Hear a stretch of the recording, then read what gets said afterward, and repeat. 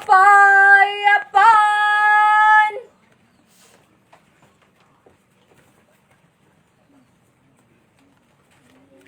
Ang siyang dumating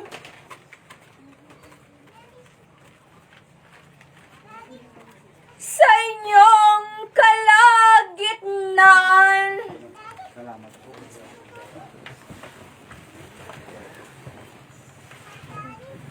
Na kung paano ang tao ay tunay nga na naparirito sa bahay dalanginan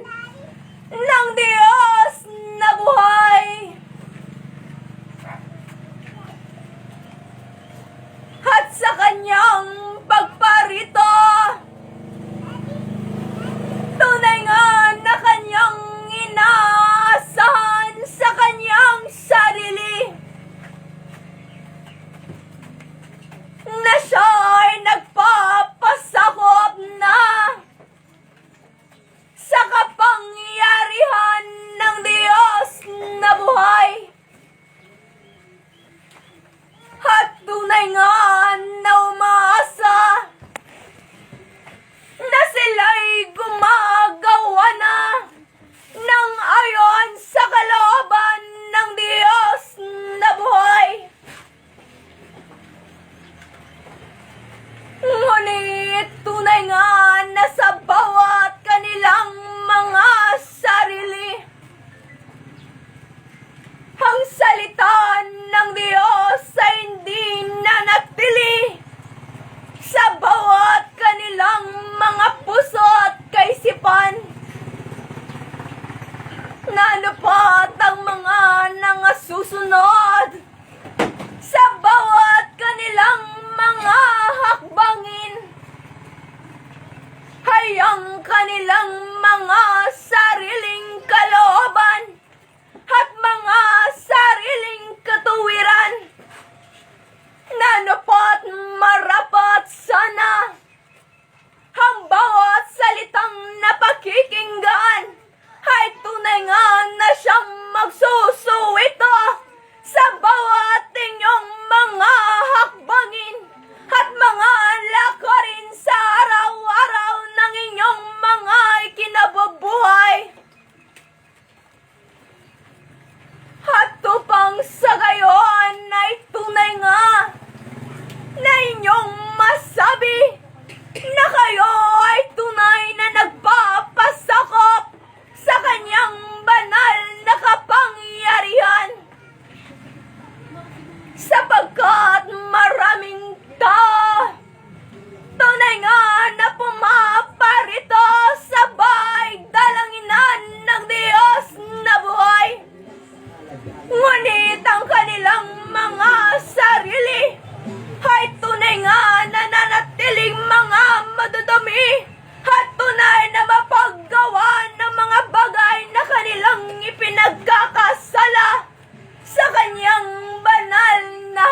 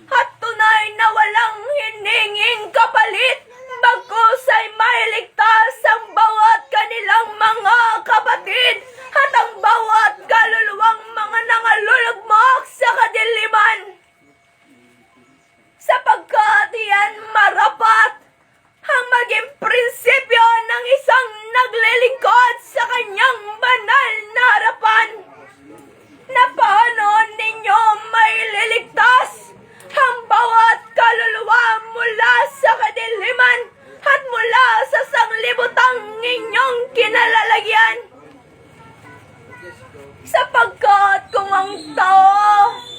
na kanyang sinasabi na siya'y nagnanasa maglingkod sa kanyang banal na harapan, ngunit nag-aasa din naman sa Diyos na ngayon sa mga buhay na ito, na ngayon sa mga bagay na karangyaan at kayamanan at tunay na karangalan sa ibaba ng lupa, kayo ay tunay nga na mga sasabiang mapagbalat kayo sa kanyang banal na harapan. Inyong ang alalahanin na batid ng Diyos ang bawat inyong mga pangangailangan, na napat sa bawat inyong mga matapat na pagsunod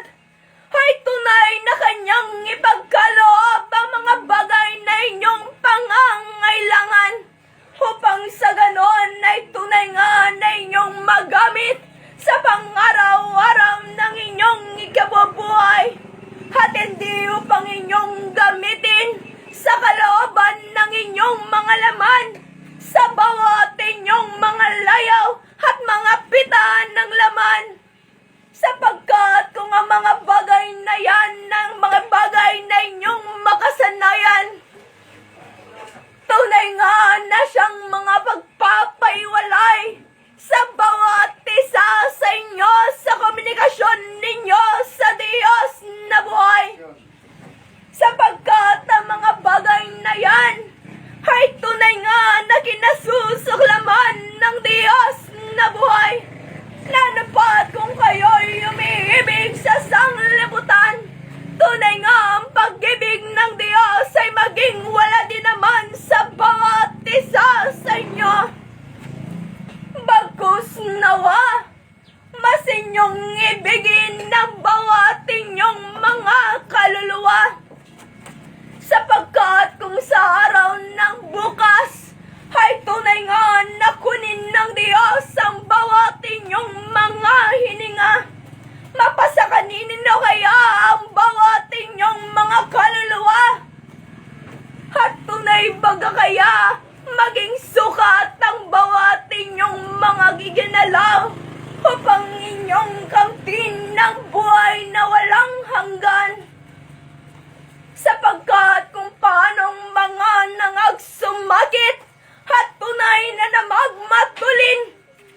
ang bawat alagad ni Kristo sa bawat kanilang paglilingkod sa kanyang banal na harapan.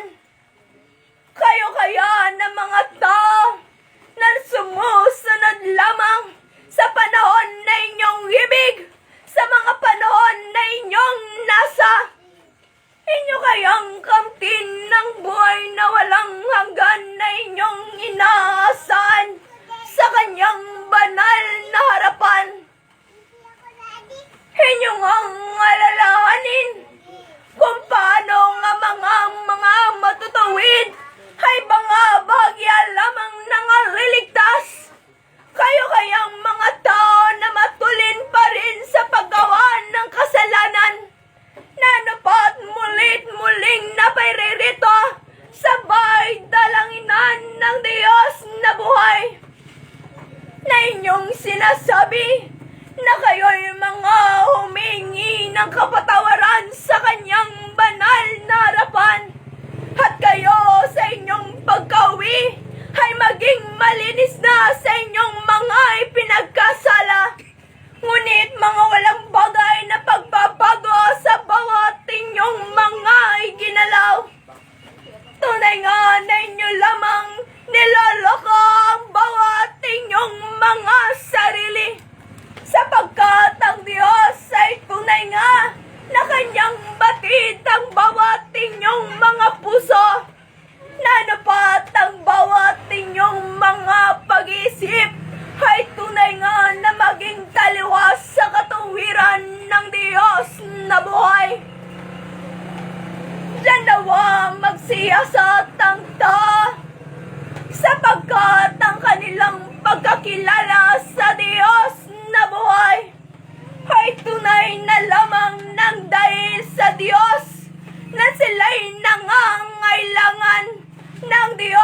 siyang naging na lamang sandalan ng bawat kanilang mga suliranin sa inyong mga buhay.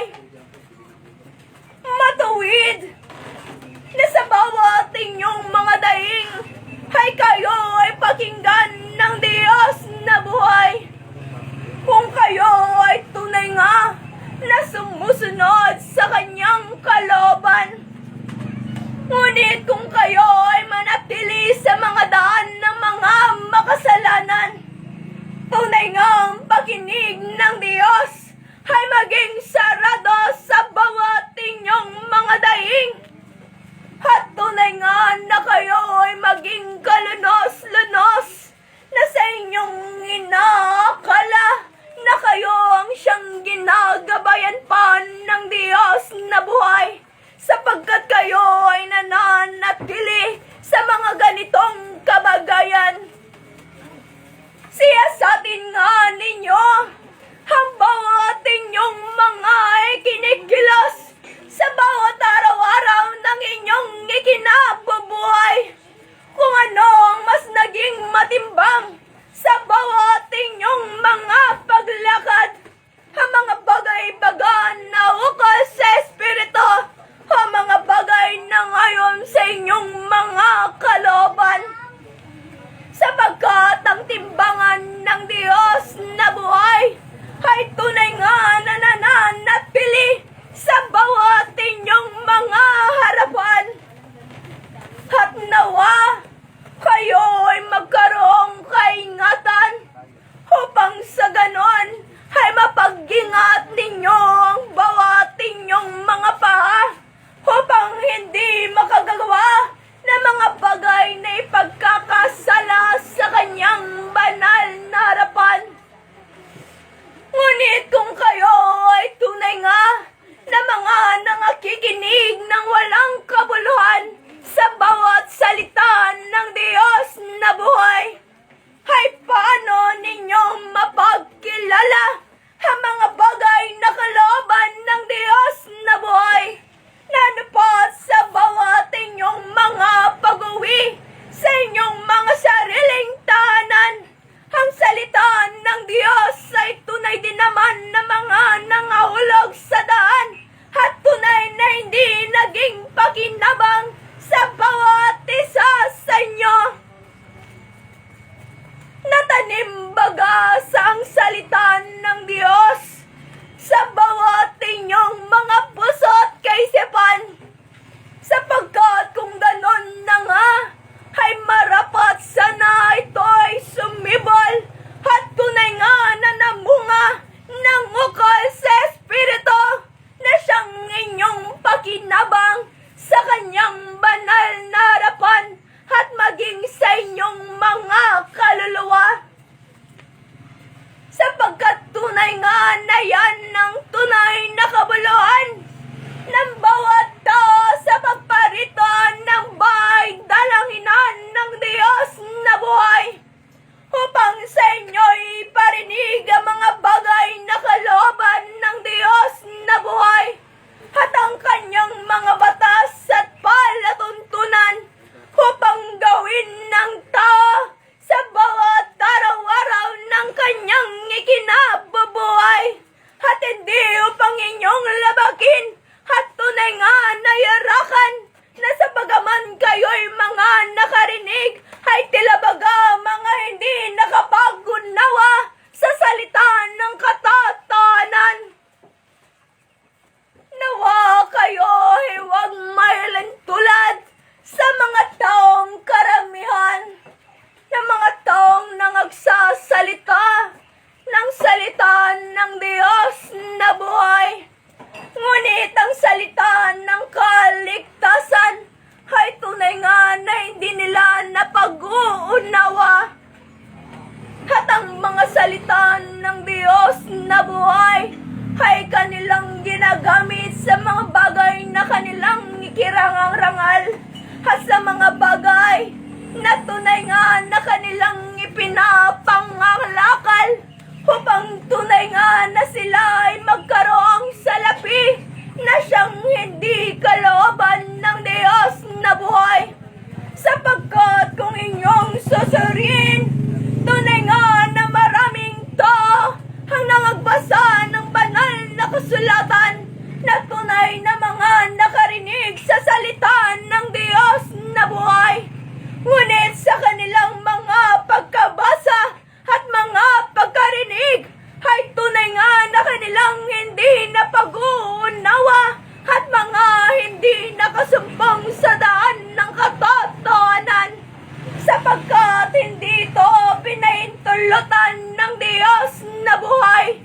sapagkat ang mga bagay na ito ay kanilang ginagawa nang dahil sa kanilang sariling pakinabang at hindi upang papagariin ng Diyos sa sanglibutan at sa bawat taong mga nakikinig sa bawat kanilang mga sinasalita. At tunay nga ang bawat isa sa kanila ay naging isang batingaw na umaalingaw sapagkat ang kapangyarihan ng Diyos ay hindi nakita at namalas sa bawat isa sa kanila. Sapagkat ang kaharian nga ng Diyos na buhay ay tunay na may pakinabang sa bawat taong makaririnig sa tinig ng Diyos na buhay. Nanapos sa bawat mga nangapipigati ay tunay na magkaroong pag-asa na sa pamamagitan ng salita ng Diyos na buhay. At ang bawat mga karamdaman ay tunay nga na magkaroong kagalingan upang may pamalas sa tao ng Diyos ay tunay nga na sumasa kanila sapagkat namamalas ng tao ang kapangyarihan na hindi kayang gawin ng tao upang sa ganon na sila ay lubos na maniwala at tunay na panghawakan ang bawat salitang kanilang naririnig mula sa mga taong nangagsasalita ng kanyang banal na salita. Ngunit tunay nga kung ang bawat tao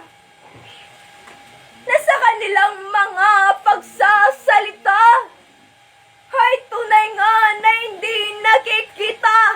sa bawat kanilang mga paggalaw, nanapat mga nanatiling mga marurumi sa bawat kanilang mga pagkilos at bawat kanilang mga paglakad, ay mabuti na ngang hindi magsalita ng salita ng Diyos na buhay, sapagkat ang mga tao ay tunay nga na mga tisod ng dahil sa taong ito, at tunay nga na ito'y maging kasalanan, sapagkat tunay nga ang mananampalatayan ng Diyos na buhay, nang dahil sa iyo ay tunay nga ay napaiwalay sa pananampalataya. Ganyan tunay nga na masalan ng paglilingkod sa kanyang banal na harapan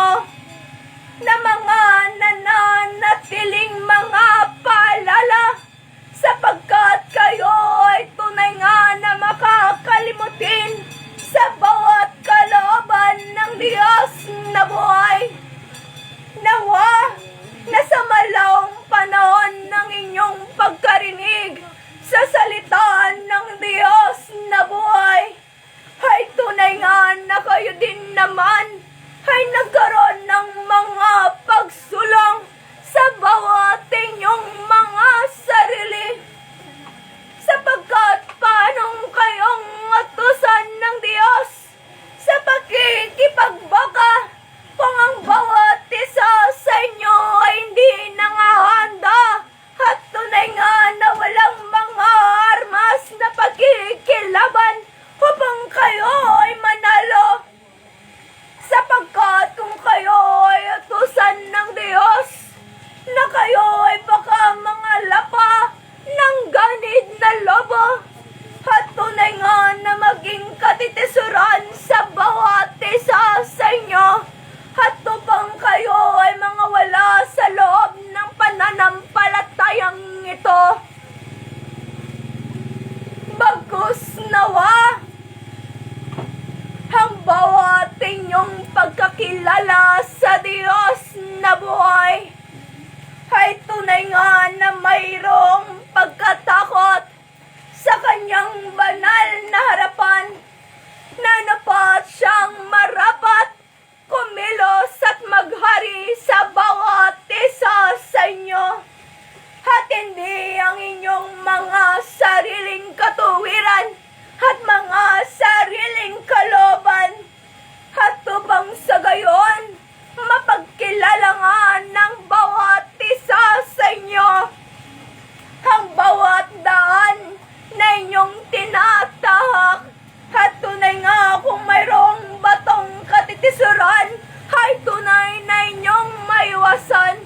sapagkat kayo ay tunay nga na lumalakad na sa ilaw at hindi na lumalakad sa kadiliman at tunay nga na inyong napagkikilala ang salita ng katotohanan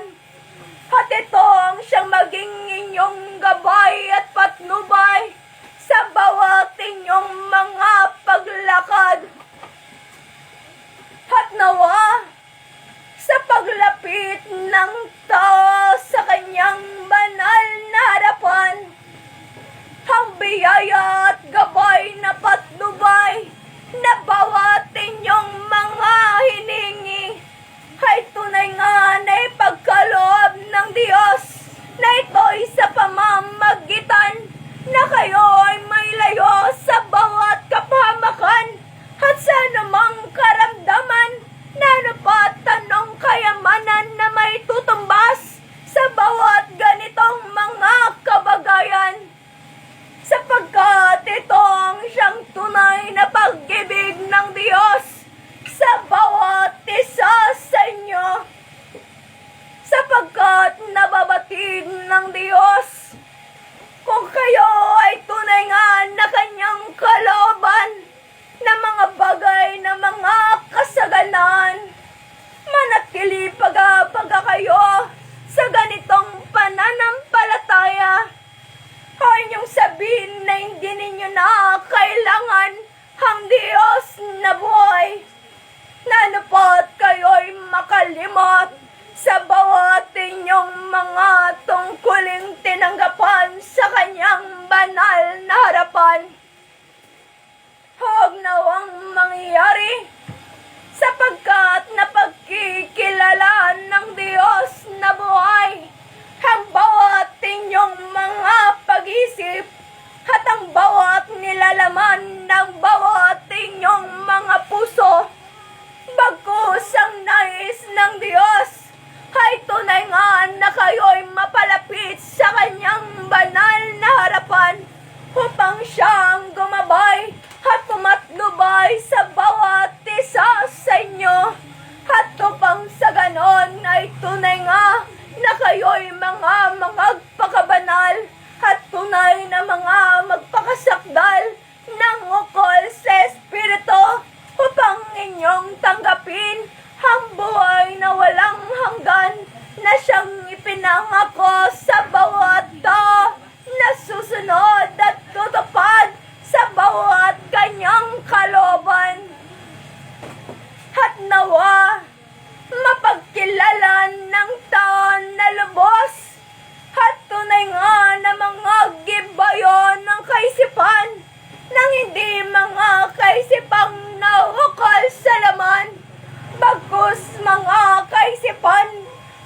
ukol sa Espiritu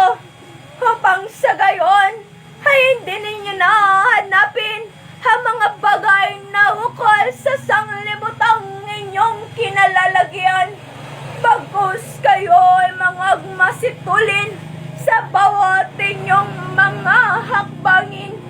sapagkat maraming mga kaluluwa ang tunay nga na mga nangahuhulog sa hukay at tunay nga na mga nangapapahamak. At sa inyo bagang inaakala, sino ang gagamitin ng Diyos upang kanyang suguin at iligtas sa mga kaluluwang iyon? Nawa kayo na nga ang mga taong hinahanap ng Diyos na buhay, na tunay nga na liping, tapat at matalino, at tunay na hindi madaling matukso ng sanglibutang inyong kinalalagyan. At huwag sabihin ng tao na siya ay tao lamang na mabilis magkasala at madaling matukso, sapagkat kung kayo ay mga naging hayop, kayo pa bagay makapag-isip ng mga bagay na matutuwid at ng mga bagay na hindi matutuwid, upang inyong iwasan ang mga bagay na marapat inyong gawin, sapagkat marapat lamang na gamitin ng bawat isa sa inyo ang karunungang ipinagkaloob